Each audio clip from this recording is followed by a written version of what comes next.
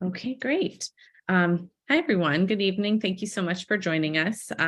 My name is Gina DeSalvo, and I am a special education coordinator at the Parent Resource Center, along with my colleague here, Kathleen Donovan. I'm sure you know her name and her face, as well as our colleague, Emma Peral Sanchez. So we're so happy to have you here with us this evening. Briefly, before we get started, we wanted to tell you a little bit about where we come from. We are at the Parent Resource Center, which we call the PRC. And the PRC is a space and a program that provides information to parents, mostly those with children with disabilities, but we do work with all parents as they work with school staff to identify and meet their children's needs. So what this looks like, it can look like individual consultations. You can make meetings with us. We can facilitate school and community connections and get you resources. We offer parent and staff learning opportunities, such as this evening. And we have a really great lending library and a variety of resources and tools that we have that we can put in your hands. So feel free to reach out to us anytime. We have our contact information a little later in the presentation. And in the bottom right-hand corner there is a QR code. You're welcome to scan it there. It's referencing our Monday message. I'm sure you've received a message from Kathleen on Monday, and it is all the upcoming events and the latest happenings in the Parent Resource Center, as well as the Special Education Department. So without further ado, at the request of parents in the community, we began planning the session for several months before the tragic loss of our community recently experienced. So if you could please pause with us for a brief moment to remember the student we've lost and send thoughts and support to his loved ones and the Wakefield community.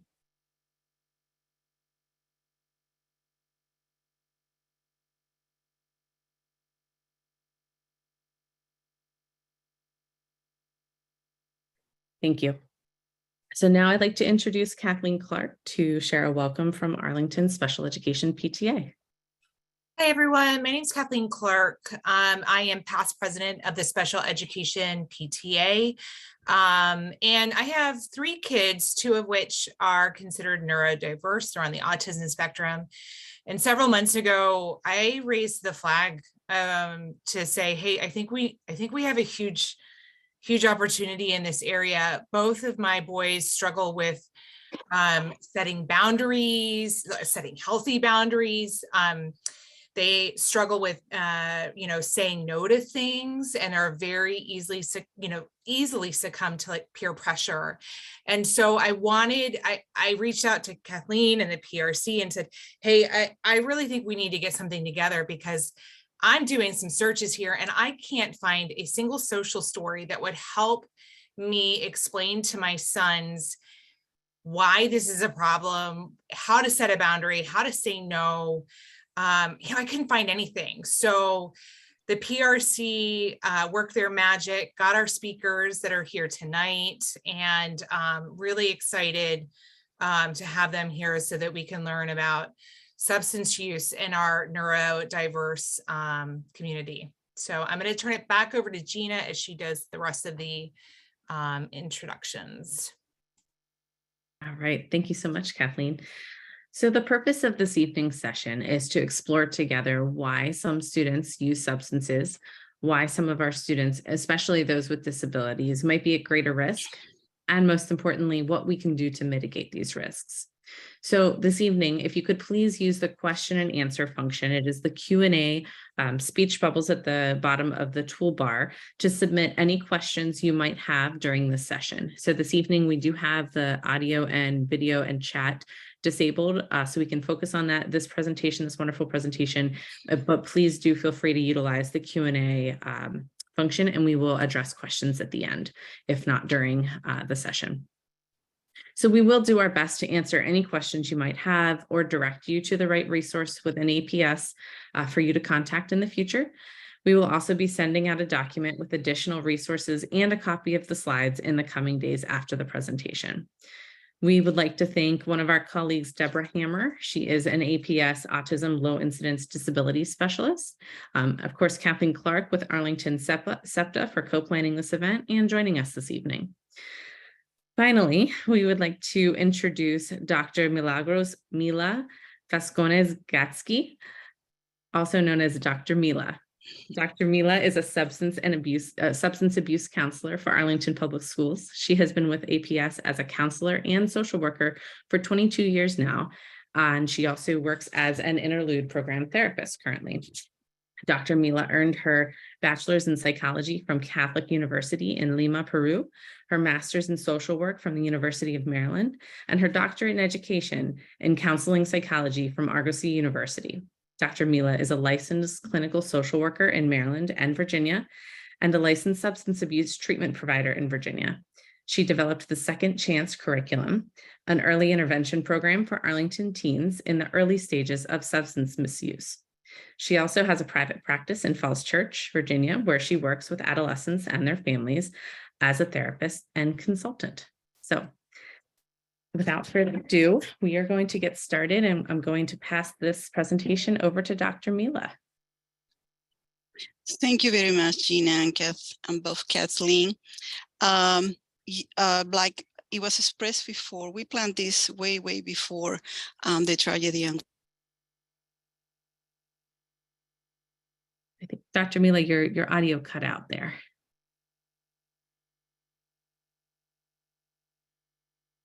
Better? Yes. Okay. And this overdose and loss of this child really brought to the forefront the reason why we are here. That is, how can we as parents prevent our children from using substances? And obviously, we are going to focus on neurodiverse kids. Just to share, my son was diagnosed with ADHD, so my experience about neurodiverse kids come not just from the professional sphere, but also from my own personal, frustrations and successes on protecting my kids from substances and also helping navigate school. Right now, he's in college, so it's another concern.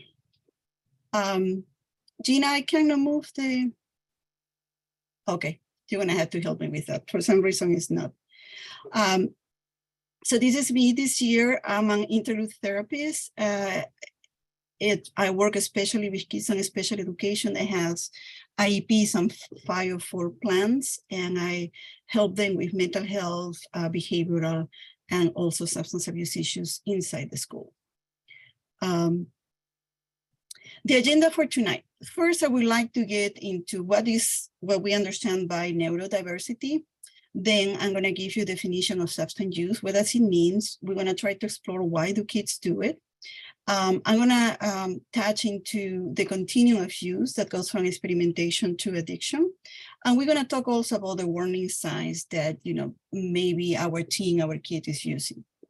I'm going to touch on the substance use trends in the community, what's that we see right now that is in Arlington, what kind of substances are being used. And we're going to talk about the brain development and how substance use affects our kids. We're going to talk about how can we protect, what protective factor we need to nurture, but also what risk factors we need to be aware of. Since we're talking about neurodiverse kids, we know that executive functions are essential in the substance abuse prevention.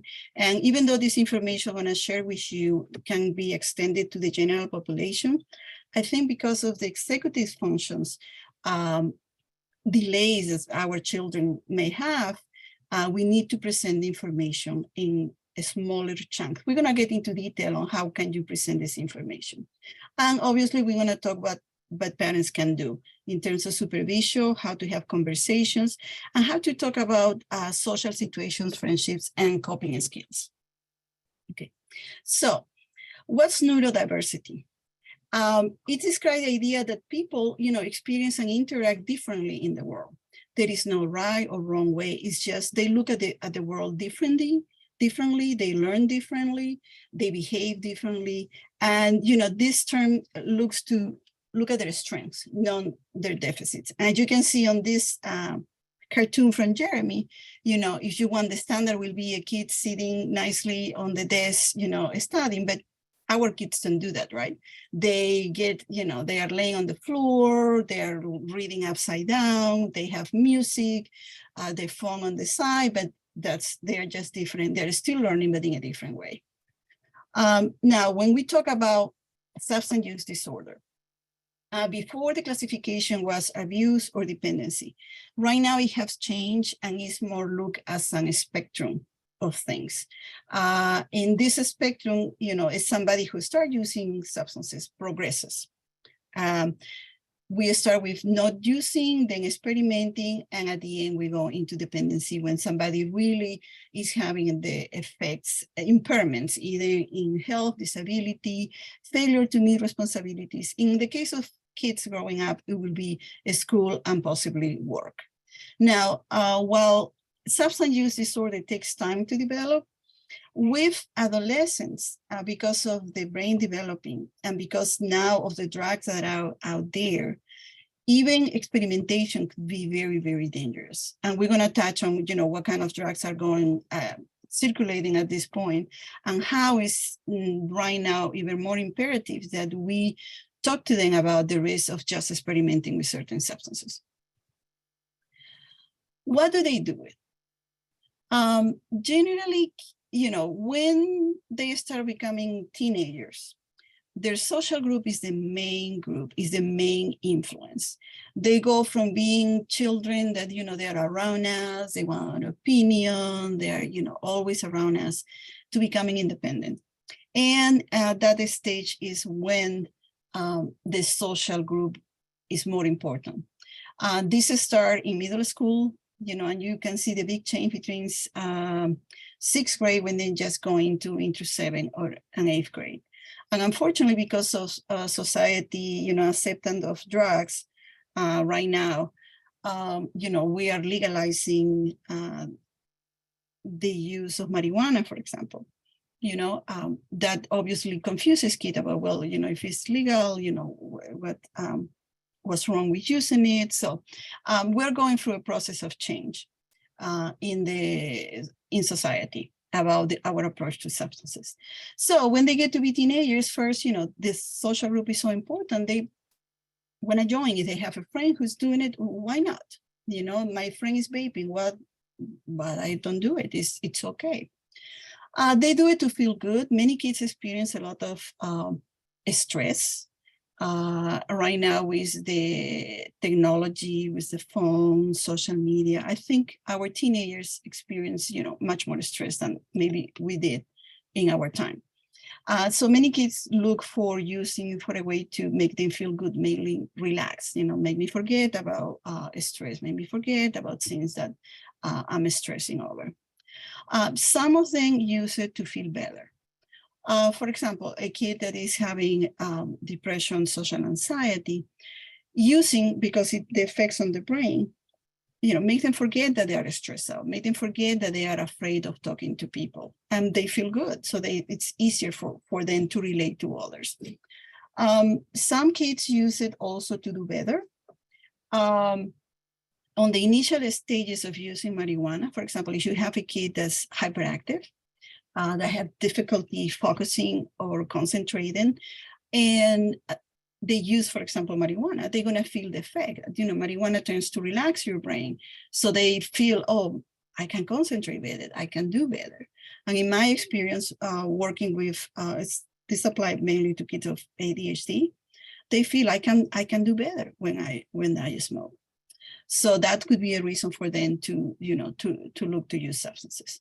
And others is just to experiment. We know that, on the teen years, they experiment with medicine, makeup, changing clothes, haircuts, new friends. So it's just, one more thing that they will look to experiment and see, what is all about. Now, when we talk about warning signs, we need to be careful about not just focusing on one thing that we see, and then we say, oh my God, my kid may have a problem.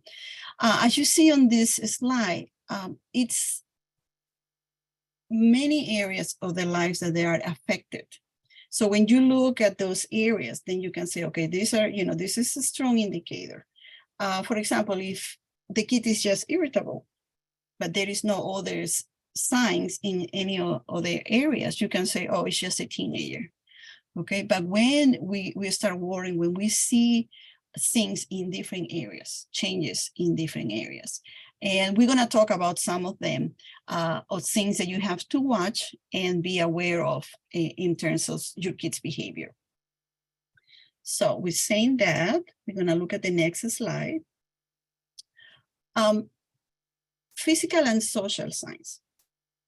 Different drugs may give you different effects, but the one that is more popular right now is marijuana. So with marijuana, like you see on the picture, one of the telltale signs is, red eyes. And it just have to do with the effect of marijuana on the blood vessels. You can see a change on the appearance, all of a sudden your kid just go through, being very careful on how he or she dress. And then all of a sudden you see a change on the way they dress and the way they appear. They don't, they are not careful on their appearance anymore. Then there is unexplained weight loss or gain. And it could be one or another depending of the substance they are using. For example, amphetamines tend to suppress appetite, while marijuana tends to give them the munchies. So they are constantly eating. Now, mind you, like I said before, many of these things also are natural in adolescence where their appetite increases. They're always or generally sleepy or tired without any reason, okay? And the smell, now with the vaping, it's more difficult to smell. Like when kids smoke marijuana, you can smell, it's like a burn, pungent smell, right? Now with vaping, it's different. With vaping, you're gonna smell more like a sweet smell, like a aerosol that you use to perfume your house. If it's just a vape with just tobacco or flavoring, but if it's with marijuana, it smells a little bit different. But it's still, you're not gonna get the smell of, like, for example, tobacco. When somebody smokes cigarettes, you can smell it immediately. But you will smell certain different smell on the clothing. Because of the vaping or smoking, that compromises the immune system. So many kids get colds frequently. They have a runny nose, they have a constant cough, unexplained. You take them to the doctor and, the doctor cannot determine what happened. But this that the substances that they are inhaling or the smoking start coating the throat, the lungs, and that's why the pulmonary system is trying to get rid of this substance. So that's why they have this cough and runny nose. Many times they have lack of energy, lack of motivation. They don't feel like do much. They change their social group. All of a sudden, he doesn't hang out with the friends that used to, and you don't know the new kids that they are around your own kid. Now they also, sport is a big telltale sign because, they lose interest on sports, hobbies, things that they used to do. So this changes, plus the changes in, you want to see the next slide? On behavior and attitude.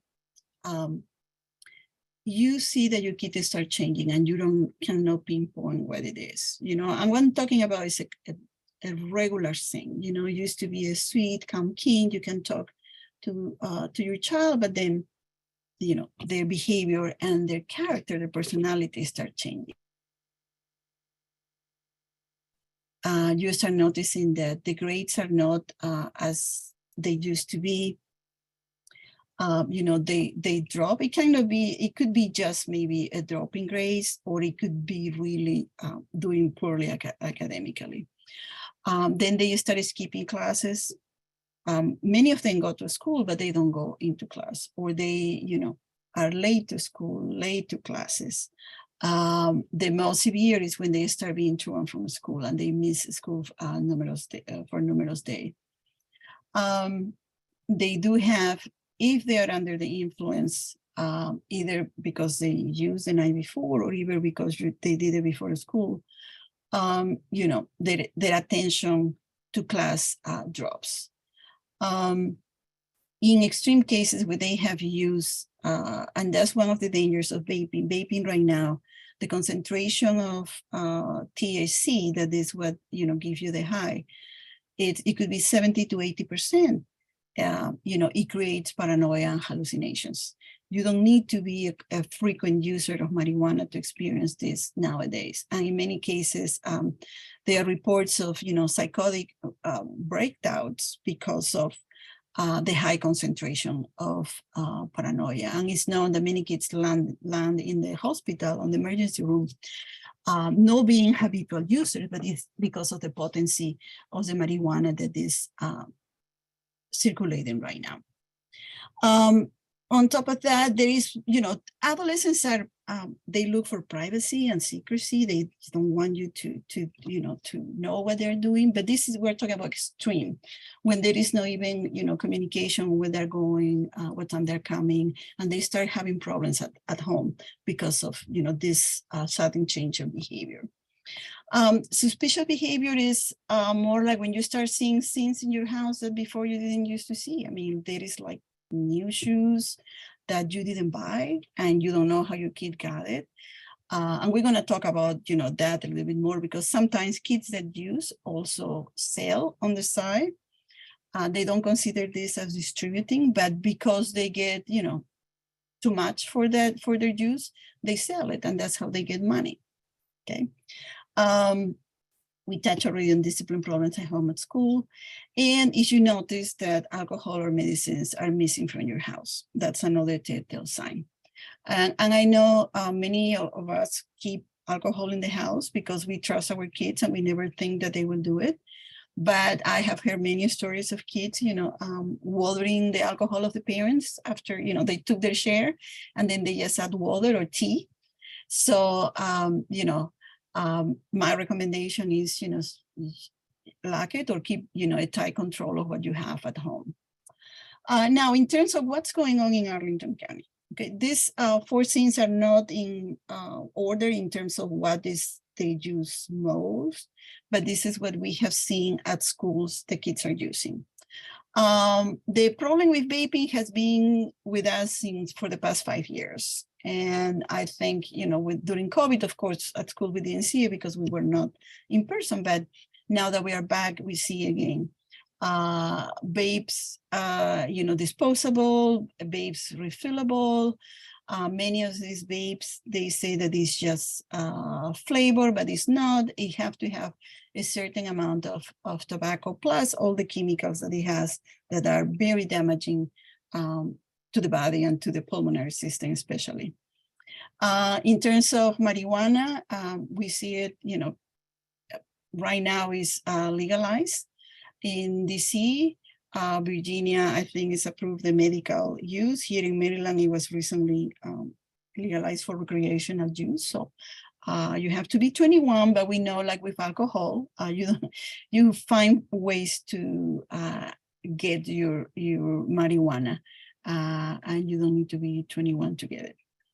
And again, with the social media, I mean, kids just can get it from anywhere.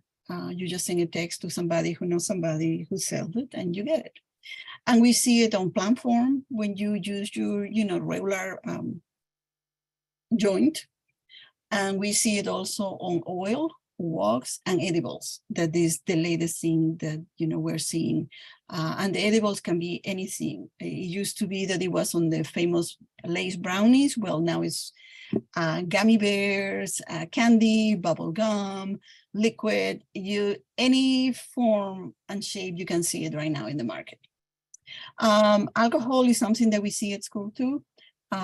It is just not beers. We're talking about, whiskey, vodka. Transparent liquid seems to be the favorite because it may look like water. And, nobody will ask you unless it smells. The only thing that about alcohol is that you can smell it pretty quickly because, when you drink, as much as you can brush your teeth and use bubble gum, you're gonna excrete some of the alcohol through your skin. 10% is done for your skin. So that's the kind of the smell and through the breath. So you can detect alcohol pretty quickly. In terms of pills, this is something that we see now circulating. And before it used to be pills that somebody will steal from moms and dads, medicine cabinet, or grandma who's using any kind of medication. But right now we see the fake pills. And unfortunately, these fake pills contain fentanyl. That is what's driving the overdoses and number of deaths between young adults, and also now we see teenagers. Recently we have it, I think every school system had now an overdose or a death due to pills containing fentanyl. Sometimes also we see the kids using over-the-counter medications. Benadryl, cough syrup, Coracidin is known as CCC.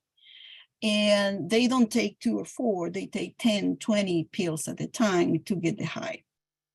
Now, we're going to talk about this in terms of one of the risk factors for neurodiverse kids is that many of them take medications.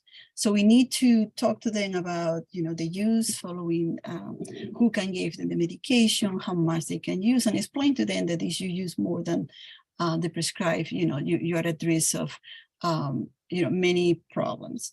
Now, I added here a website. It's called the Pill Identifier. If you ever find a pill at your house that you don't recognize, it's not something that you take, you just found it, you can go to this website.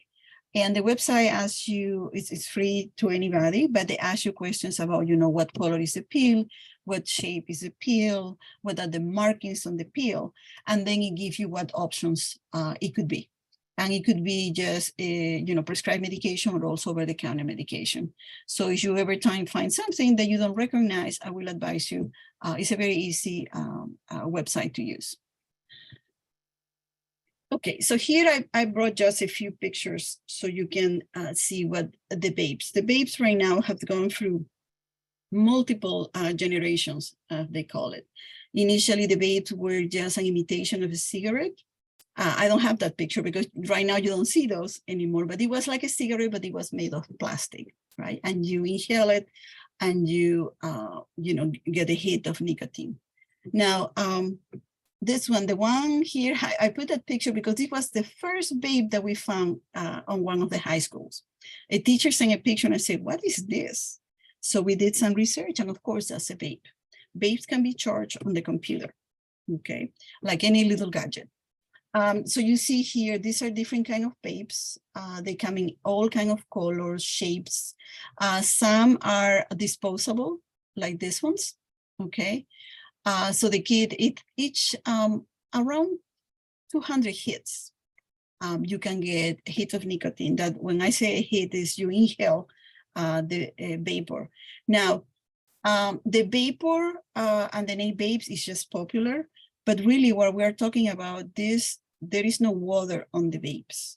It's an oil and it has propylene glycol that, is in many food items and many cosmetics, but it hasn't been approved to be inhaled. So we don't know exactly what are, early research shows that it's very bad for the lungs. But so that's one of the main ingredients. And right now these ones are disposable. So they get their 200 hits and they dispose of them. The first most popular vape was the Juul. And if you have been keeping up with the news, there were many legal problems because they target youth on their advertisement. So these are the vapes. Okay. Can you move? I lost them. Yeah. Now, when we talk about marijuana, and this is how it presents right now, like I mentioned it before, this is the traditional that you get the herbs or the wax and you put it on your vape and you inhale. These boxes that you see here, Big Chief, that it looks like is nicotine, right? Is the oil for the vapes. This Big Chief has a concentration of 71 to 80% THC. So these are very, very powerful marijuana oils. Here, what it looks like syrup, right? It's liquid marijuana that you can drink. And here, like you see, you know, they changed the names, like Reefer for Reese's Cup, Starbucks for, you know, Starburst. So these are the way many of the edibles are being presented. And this is what we have to be careful, especially with our kids, that neurodiverse kid, to teach them that, you know, you really have to be careful when you read a label, because the reason why it looks like this is because to entice kids. Not aside, you know, marijuana is a business, so they're trying to hook kids. The younger you hook somebody on something, the most likely you're going to have a client for life. So here there is pictures of, you know, pills, alcohol, and other drugs. LSD was around, you know, LSD is a drug that has been on and off coming into the market.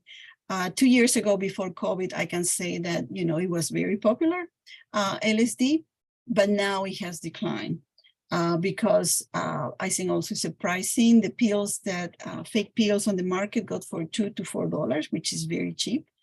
So LSD was going a little bit higher than that. And like I mentioned before, you know, alcohol, we're not talking about beer that the kid may consume. We're talking about heavy duty drinks that many of the kids bring. You remember before was the Four Locos that had, you know, alcohol and also very high levels of caffeine. Now, you know, they took the caffeine out, but there's still, you know, you can have Four Locos with alcohol. And here on top, you can see different things. This little bag is pills. This is a scale. If you all of a sudden see a scale in your house, you know, usually many kids that are selling also have what we call the paraphernalia, okay? Or it could not be your kid, it could be the friends. So these are things that, you know, this is a bulk for your kid, your marijuana, this is the jewels. Also, you can mix it with chewing tobacco. And these are the papers that they use for, you know, rolling the joints. So this picture has been acquired, you know, through many years of being a substance abuse counselor, but these pictures come from schools. Now, what about fentanyl? Fentanyl, you know, maybe like a year ago, we heard a lot about the opioid epidemic, right? Heroin use, a lot of deaths, a lot of overdoses. However, now fentanyl have taken the place of, it's an opioid, but it has taken the place of heroin. So this is a synthetic opioid, is used for medicine. I mean, the legal one is used for pain. For example, cancer patients, you know, use the patches or pills to help with the pain. It's a very powerful opioid. It's 100 times more potent than morphine and 50 times more potent than heroin.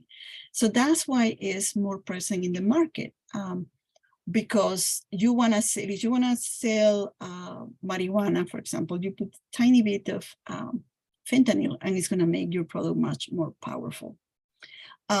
It comes in a pill or powder form, but right now also is being found in a liquid. And that's why they are able to put it on the vapes. And you can inject, snort, smoke, or, you know, put it on a blotter paper and, you know, put it on your skin.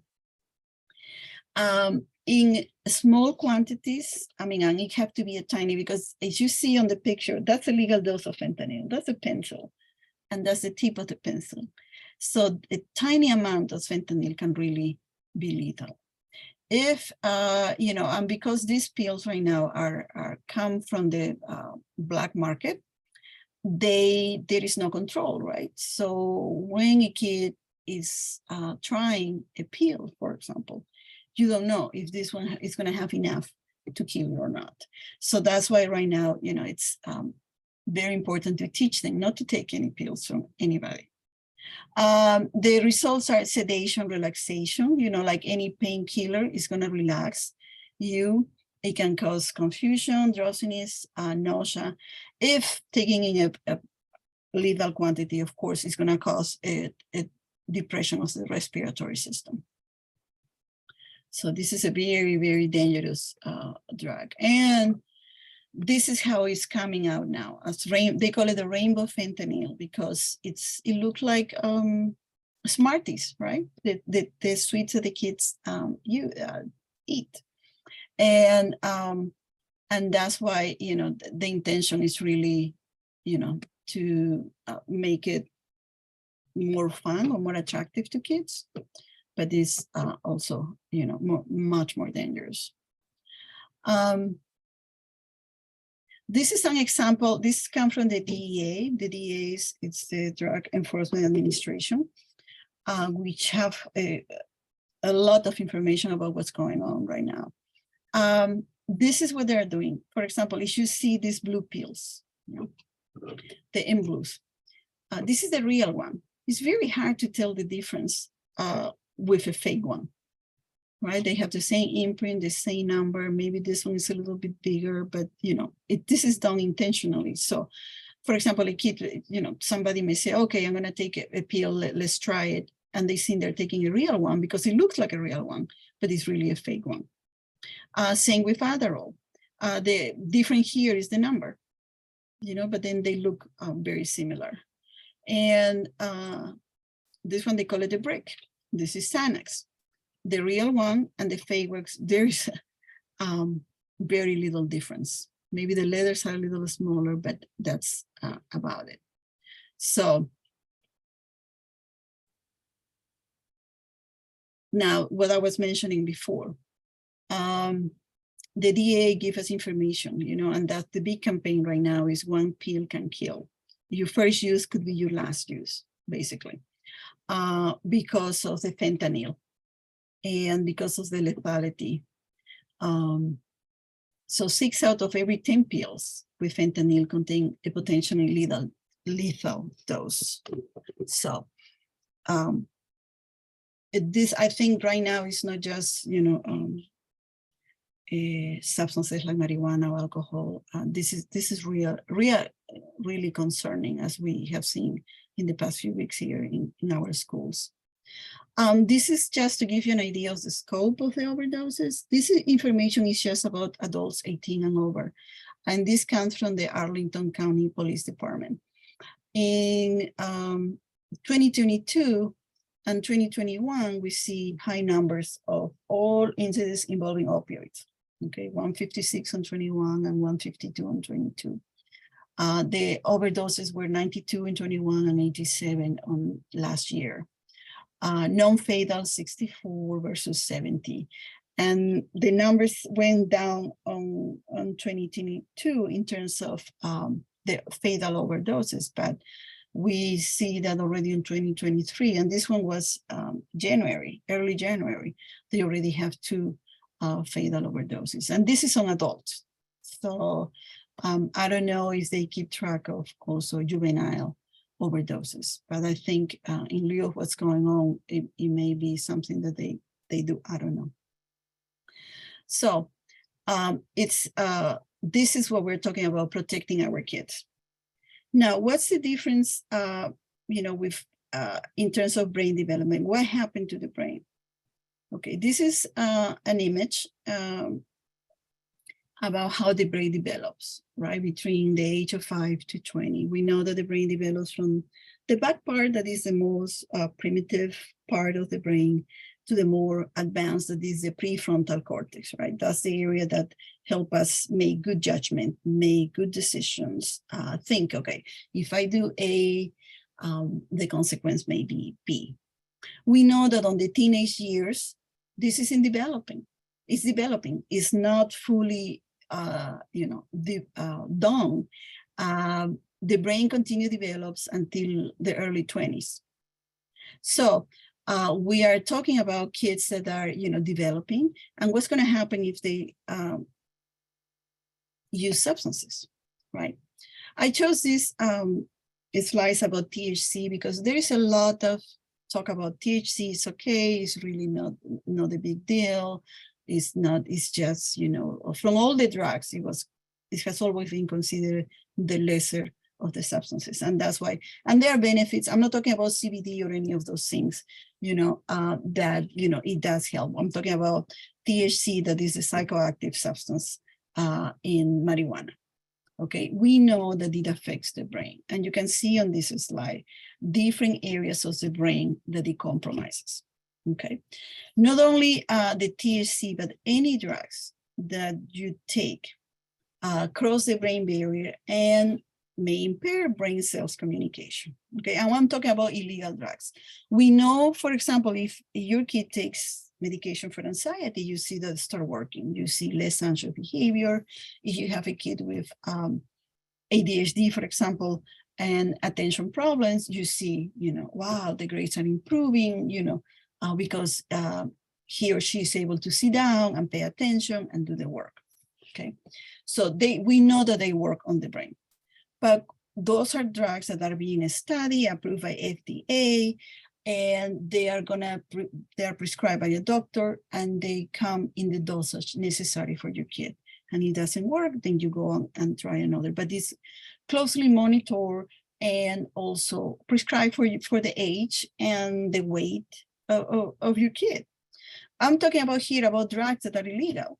There is no control over those drugs. So we know that they affect the brain. They affect the brain in terms of how the cells communicate. It affects the way that,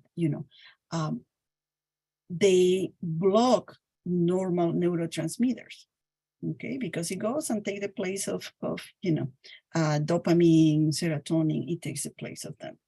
So they are interrupting the normal absorption, the normal developing of the brain. And remember, our brain is the center of our learning, our emotional control.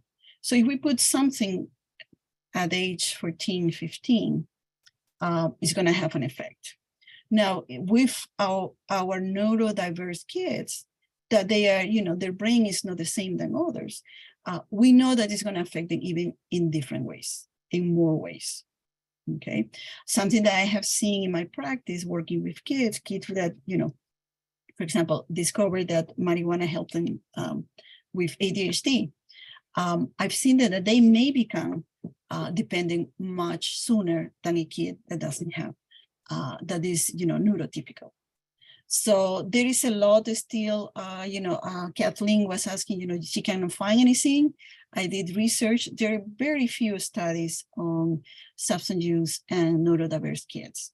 There you find certain articles on a study here, study there, but not a lot about how it affects their brain. Now, on a positive note, okay, we know that there is this society change on the way we look at drugs. We know that marijuana, we know that fentanyl is out there. What can we do, right? The literature talks about protective and risk factors. What are protective factors? Protective factors are basically what we are doing to help our kids to be resilient, how to say no, how to focus more on activities that are positive, that are going to help them. We teach them, how to eat healthy foods. We worry about their health. We take them to the doctor. All of those things that help them be physically and mentally healthy are going to be what protects them from life in general. We know now that kids are exposed to many things. I mean, the technology is great because it puts a lot of information at our fingertips, but also, it's like I call it the Wild West. You can get into the internet and sometimes one thing takes you to another and you're watching things that you shouldn't, that the young kids shouldn't be watching. And it's not because, you don't put the protection, it's that sometimes, that it's just information that comes and unfiltered, right? So, what can we do to protect them? Okay, besides, the proper nutrition, talking to them, we need to supervise them and we need to be aware. And I'm very glad that many of you decided to come here to see what's going on around, the kids. In terms of turning them to protecting them from alcohol or drugs, we're going to talk later on about what can you do, what messages you should be giving to them and how. So these are the protective factors. In my opinion, parents, you are the number one. and I think all the literature agrees that we are the #1 protective factor. Being with them, talking to them, supervising them is very important to protect them. And now we're going to talk about what are the risk factors.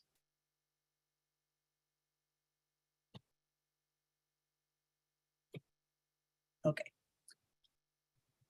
These are 11 risk factors that I compiled. Oops. Mila, are you able to control the slide? No, sometimes I do, sometimes I don't. I don't know why. Okay, because my mouse keeps moving around. I think we're both in there. Okay. All right, I'm not going to touch it. No worries. I'm happy to do it. You just tell me. Okay. What about risk factors? Oops, it went back. Can you go back? Okay, the first 5 risk factors are factors found for any kid, any teenager, neurotypical, and neurodiverse, right? The 6 to 11 are more pertaining to our neurodiverse kids. And unfortunately, the few literature indicate that our kids are a little more risk than a neurotypical kid. So first is a family member with drug and alcohol problem. I mean, obviously we cannot control our ancestry, but it's good to know. And it's good for our kids also to know that factor putting it in a different category. Early use of drugs and alcohol, the younger they start, the most likely they will develop a problem. Well, my early years as a substance abuse counselor, I work on a residential treatment place.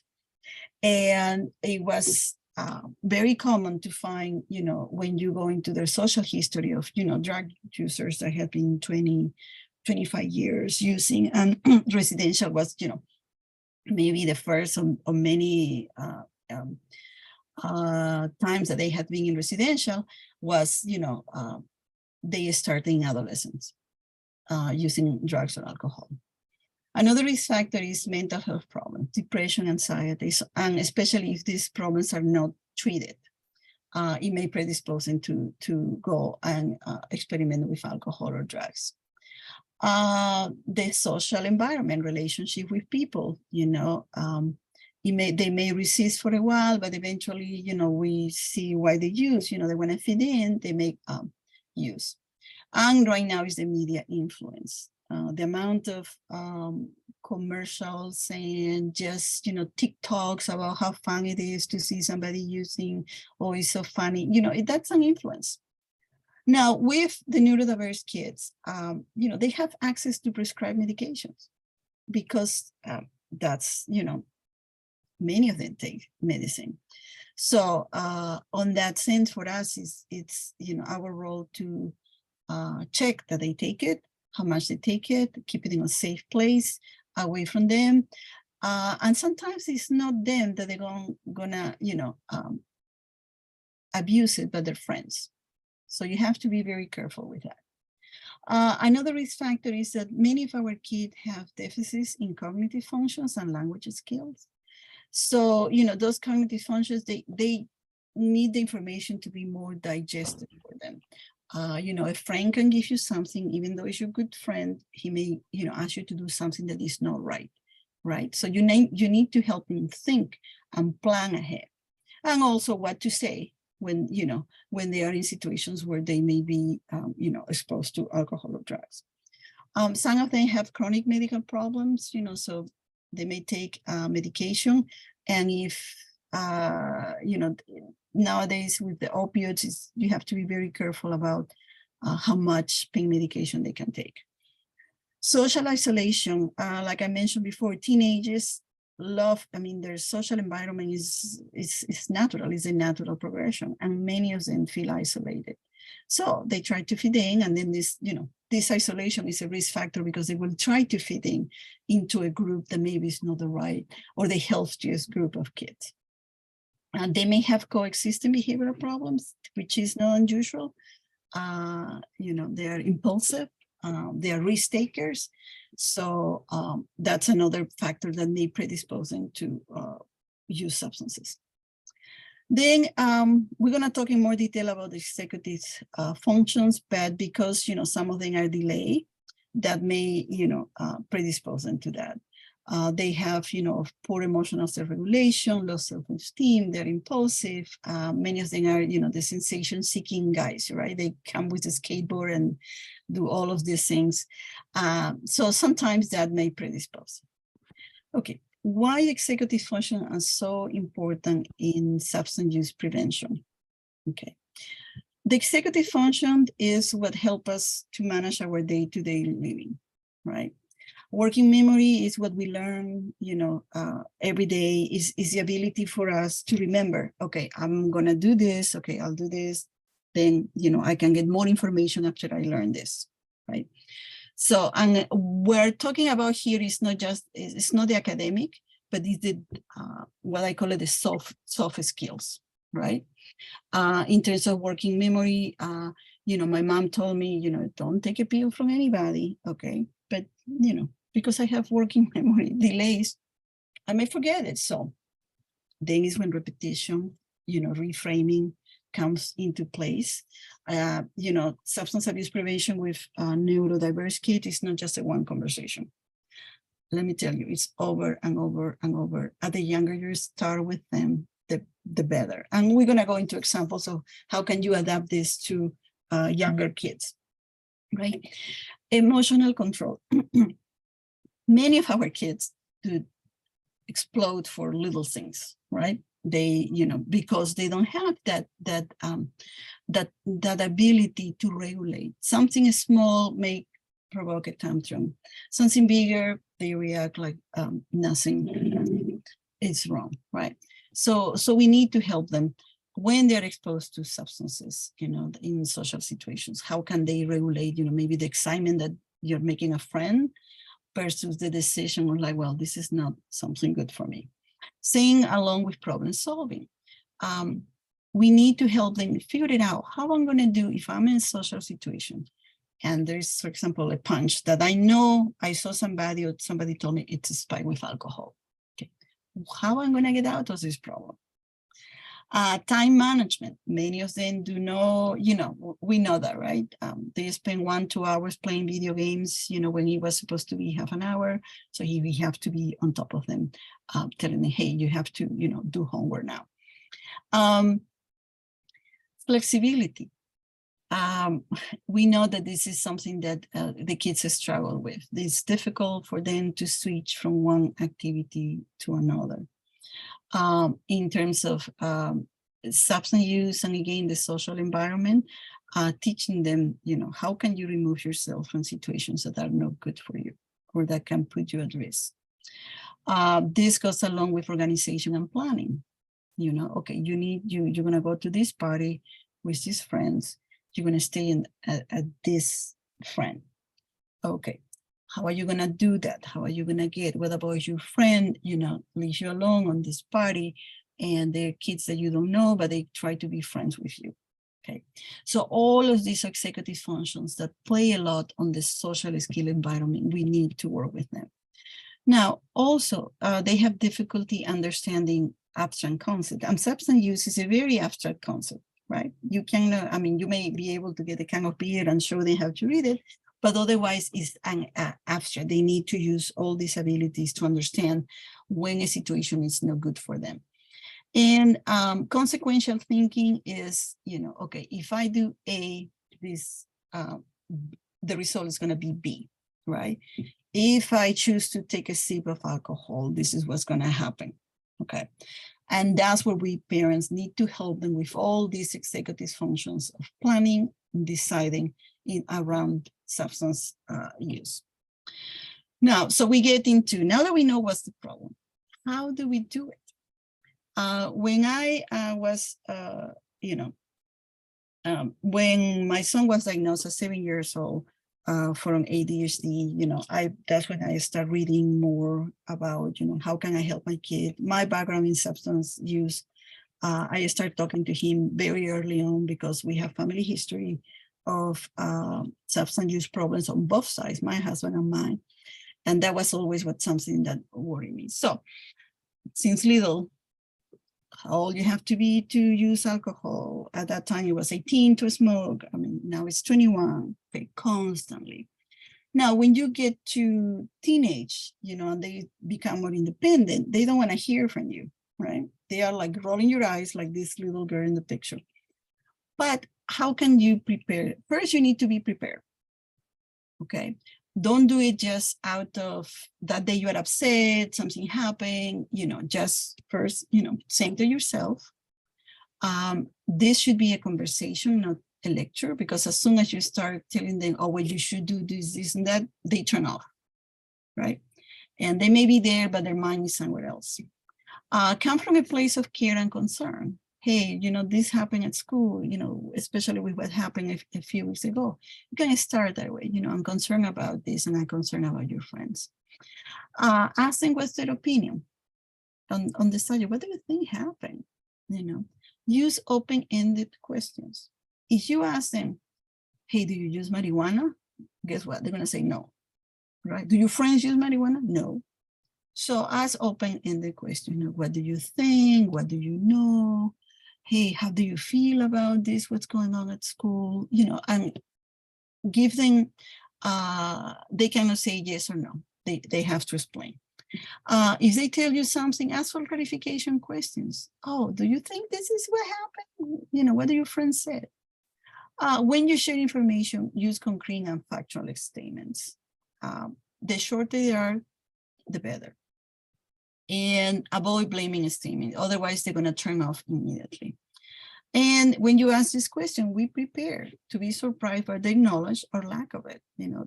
They may be sharing information that you have no idea they had, or they may not know anything. Okay. So now, how to do it? Okay. Before the how or where to do it is when I say parental supervision and monitoring, you have to be on both areas, the virtual and in person. Okay. Get familiar with what social media sites they have. I mean, do they have, and the older the kid get, the more independent they're going to be. So the more, you have to be kind of tactful and, go around about what social media, what games they play, for example. I know their friends, the friends in person, but also it helps to know the virtual friends. You can ask him, hey, is this kid here? Oh, no, my friend is in Texas, oh, what does he do? Oh, he's going to college, or he goes to this high school, Sometimes when they're entertained with their video games, I mean, they can answer the questions because they are not thinking about what mom or dad are asking these questions. And also establish what expectations for each environment. Like if it's in person, okay. Where are you going to go? What time are you coming back? How can we, know that you're safe? Things like that. And the same extends with virtual. Just to give you an example, my son said, oh, I'm going to go to one of the kids of his virtual friends, which I knew the names, but I didn't know in person. They were having a get together. And initially he put out a fight. Why do you need to know my friends? You are so nosy, da, da, da. So I'm like, calmly, like, well, it's for safety. I don't know if these people are real or not. And then I asked them to stop by and pick you up. And they did. And it turned out they were real kids, and I was able to ask them questions. One was going to military school, the other one was going to college, but, took a pause because of COVID, and the girlfriend was there, and who drove, all of this. So, check, who are the friends. Now, in terms of monitoring and supervision, you have to have clear and concise rules. No question about it. My advice for parents of neurodiverse kids, don't go into storytelling, long storytelling, because after the second sentence, you lost them, okay? So the message have to be clear. For example, I expect you not to drink at all. No. Or I expect you not to smoke or vape anything.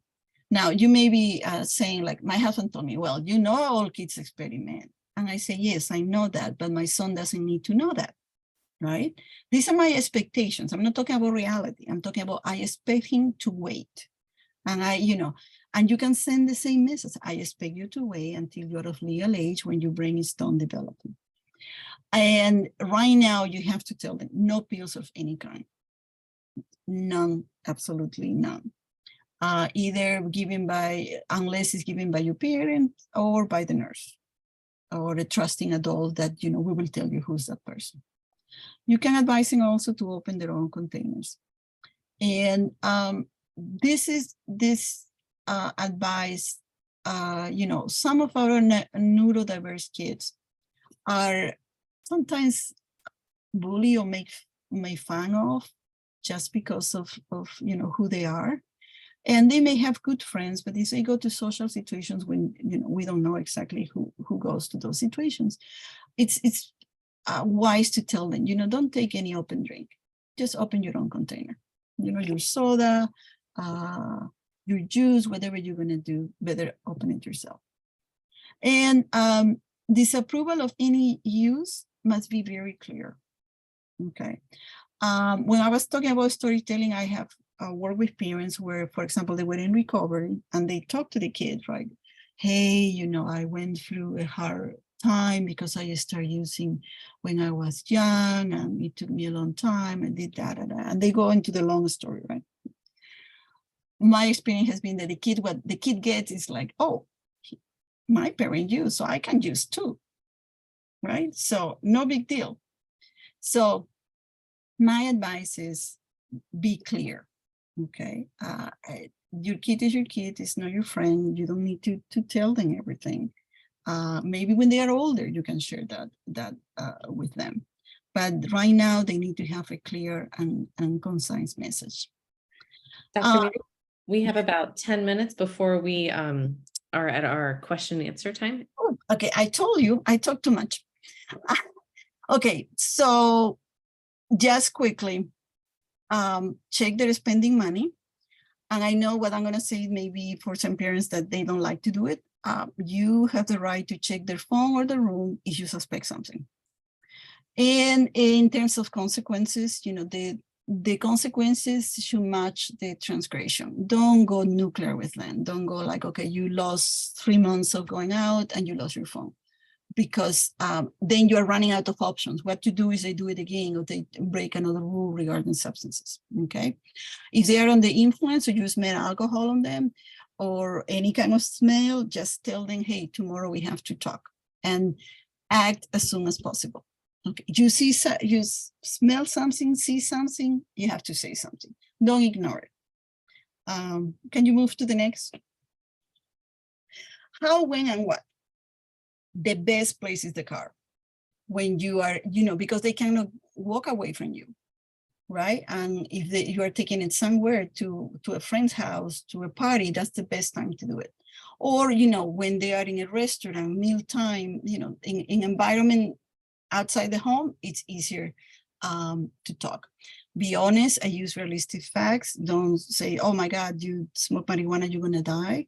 No, you can do die if you take a pill that contains fentanyl. Okay, so you have to be clear. Like I say again, concise information. If you can, use visuals, okay? And obviously the message have to be adjusted to how old they are. I'm not talking about in age, but developmentally, mentally, what level of language they can understand.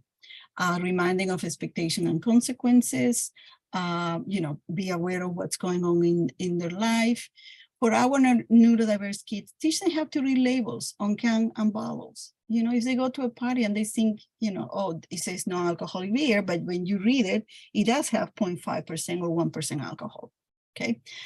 Discuss with them their involvement about substances, transporting, sharing, keeping them for a friend.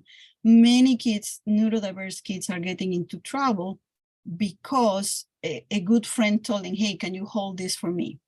And then it happened that somebody say, hey, he has marijuana on him. They go and check the bag, and guess what?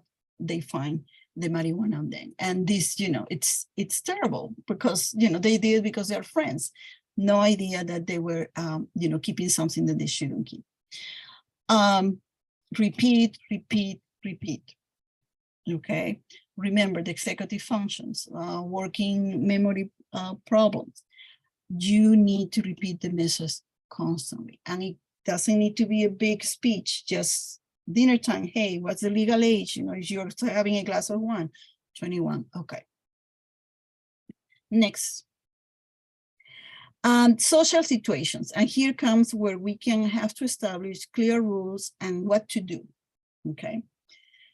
We want our kids to have friends. We want them to socialize, but we know that we have no control over the world around them. You know, even when they go house with parents that are there, you know, there is somebody who sneaks alcohol or somebody who sneaks a babe into the party. Okay. So we need to establish with them, how are we going to communicate? Give them ways out. Okay, you can role play situations when, you know, let's suppose, you know, you give them a glass, you know, say you think and you smell like alcohol. Okay, what are you going to do? Are you going to take the glass? Are you going to reject the glass? If you reject the glass, you have to ask them, what do you think you can do? Right? And they cannot come up with solutions. Okay, give them ideas. Or you can say, you know, oh no, I cannot drink anything because my mom or my dad waits for me awake. And if I smell alcohol, that's it, I'm grounded. Right? Something doable. Sometimes I work with kids, I say, well, you know, if you don't find, or at that moment you don't think, and you take the let's say the can of beer, okay, go to the bathroom, drop a little bit here, a little bit there on the garden. So, you know, you pretend, because they need to save face. And remember, they want to make friends. They don't want to be the odd man out or girl out. So they need a way. And you have to apply this to multiple scenarios. Okay, not just one, because remember, they also have problems generalizing the information that you give, and use concrete examples. Now, what I was saying before, you know, explain the concept of middleman, mule. This is an example of how do I explain to one neurodiverse kid, the middleman. This kid, he was asked to get a babe for somebody else. So in his good heart, because the person that requested was a friend, he goes and asks somebody else. So I said, you know, so I explained to my student, okay, you are the middle person, and he couldn't kind of middle person, you know, he was very concrete, very literal. So I did a little drawing. And, you know, of course, that was not just one lesson. The following time, can you go to the next one?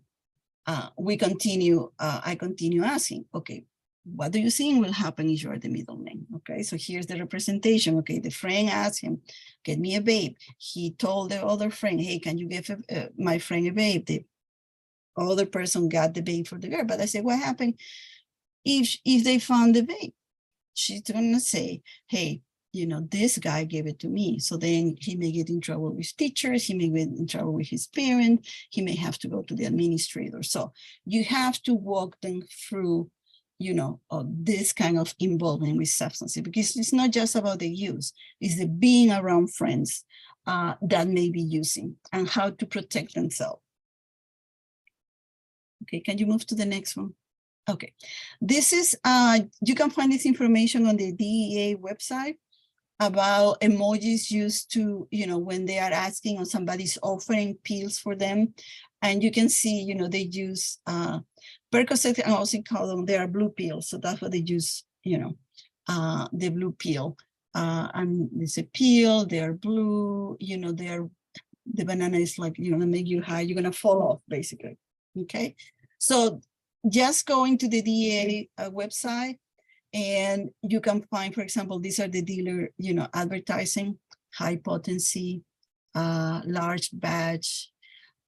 They have, you know, a way to get to your kids even through emojis. And I think it's our job to be informed about this. If you go into the DEA, you have, there is a whole booklet about all kinds of drugs, what do they do, and also this information about, you know, the language that they use to communicate about drugs. Can you move to the next? And when I talk about, you know, if you suspect something, you can go into your kids' personal property. And these are some of the places where they hide drugs. Okay. And the stash cans used to be used for like when you travel overseas and you don't want to have all of the cash with you. Well, this is what we found sometimes. This is the deodorant. It looks like the deodorant, but it really is a stash can for marijuana, alcohol, or any drugs. Same with the Coca-Cola and the deodorant. So you have to be aware that, it may not be your kid, but it may be the friends that are asking to hide it. So, and this is becoming very popular. Now, I know this, we are all very stressed out about what's going on. We all want to protect our kids, but do not forget, number one, you have to take care of yourself, okay? It's okay to take breaks from your child, send it to grandma or a friend, exchange childcare with your neighbor. Remember, you're doing the best you can, that the best you know and the best you can. Ask for help. Right now, you have substance abuse counselors in every high school and middle school, and there is one person supporting elementary school. And be open to alternative. I mean, what can I do? What should I do with my kid? I want to protect him. You have to ask for help. Love them even when they are driving you crazy, because we know neurodiverse kids could be very challenging. And don't give up, because they are the best protection they have. We are the #1 protector of our kids. And there is help, there is information, and here at school, we are there to help you out. This is my contact information, and there is the contact information also for the PRC. Right now, I'm an interlude therapist at Yorktown High School, and you find me there every day. And this is my phone number, or you can shoot me an email if you wanna, information, things like that. If you cannot find yourself, or if you want to know who's your substance abuse counselor at your school, it's on the website. But if you cannot find information, you can shoot me an email, and I will be more than happy to help you out. These are some of the resources. The first one is where you substance abuse counselor of your student, services that are available. I put 2 websites about the SAFE project that have a lot of information. And there is also a video on Natural High that is a preventive drug use website that could be very helpful. And those are the references that I use.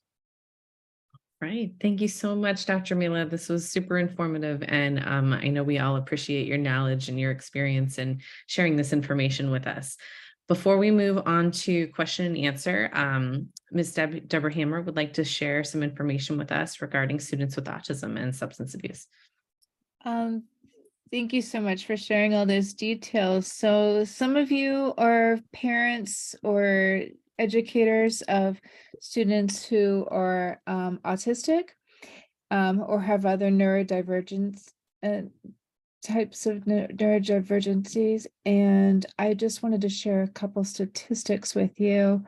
One study, there are a number of studies out there. One just came out last week. So let me see if I can share this with everyone. It's not letting me. I think because you're not a host, I have to share it. Do you want to Okay, I'll put it in for you and then I'll let you share it then. Okay, great. Okay, that's what it is. All right, so that's one study, and you don't have to look at it. I'll tell you a little bit about what it says. Individuals with ASD are twice as likely to develop an addiction problem than their non-autistic peers. Nearly 7% of individuals seeking substance abuse treatment also have an autism diagnosis. And these come from Cambridge. And there is one bright spot, which is that people who are autistic are less likely to abuse alcohol. However, they are more likely to abuse prescription drugs, including drugs that they have been prescribed. And there are a lot of reasons for this. And this includes many autistic people have a hard time predicting the future. They have which causes a lot of anxiety. And they can also have a lot of depression from social problems, wanting to connect with peers and not knowing how to. It can be also because of bullying and trauma that autistics have experienced. So for these reasons, sometimes people will self-medicate with medications, including medications that have been prescribed for them. You know, if one antidepressant makes me feel okay, then maybe 3 will make me feel better. And I've had experience with students who have thought this way before. So sometimes overdoses happen unintentionally, or abuse happens unintentionally because they don't realize that we have to take medications exactly how they are, what that means, that they have to be exactly as prescribed. Sometimes our people who are autistic, including adults, including some very well-educated adults, don't understand the directions. For example, I've had students who think that take 2 times a day means you can take it at 5 p.m. and 8 p.m., not understanding that it needs to be in the morning and at night. So there are lots of different ways that prescription drugs can be abused that are a little different from how they might look in someone who is neurotypical. We also have students who are more susceptible to trusting people that they consider to be their friends.